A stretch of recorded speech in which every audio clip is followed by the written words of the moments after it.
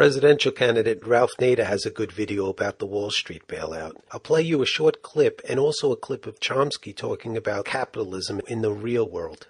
Corporate capitalism fails and it makes socialism bail it out. It's really interesting, isn't it? It's what my father said so many years ago when I was a kid. He said, "Why will capitalism always survive?"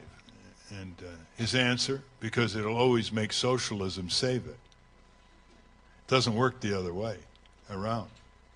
And that's what the government bailout is. It's a taxpayer bailout, $700 billion blank check that Bush sent to Congress a few days ago.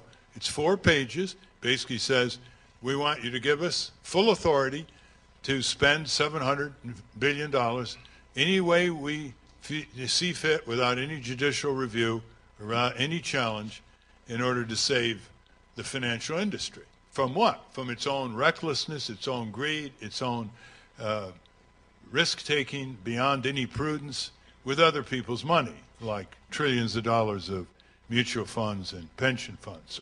Nader is right. The bailout is yet another example of socialism for the rich, which has been the game that's always been played.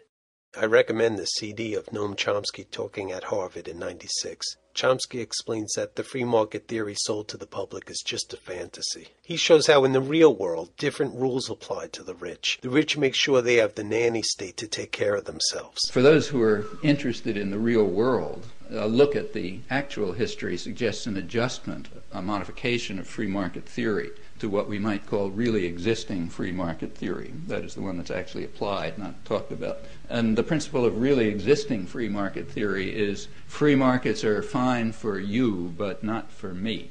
That's, again, near a universal. So you, whoever you may be, you have to learn responsibility and be subjected to market discipline. It's good for your character. It's tough love, and so on and so forth. But me, I need the nanny state to protect me from market discipline so that I'll be able to rant and rave about the marvels of the free market while I'm getting properly subsidized and defended by everyone else through the nanny state.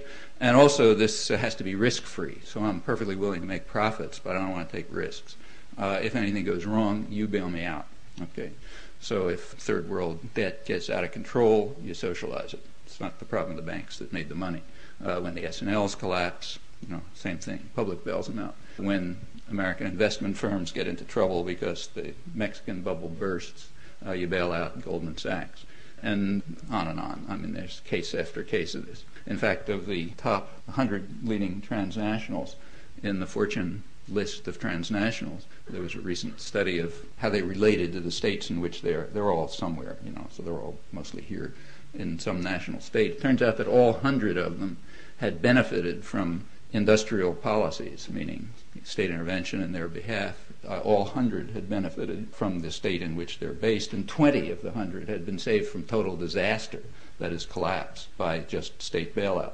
When people talk about globalization of the economy, remember that the nanny state has to be very powerful in order to bail out the rich, and nothing is changing in that regard. 20 out of 100, again, were saved from collapse by this, including a number here. Well, that's really existing free market theory, powerful government to protect the rich, and market discipline and tough love for everyone else. We are being played for fools.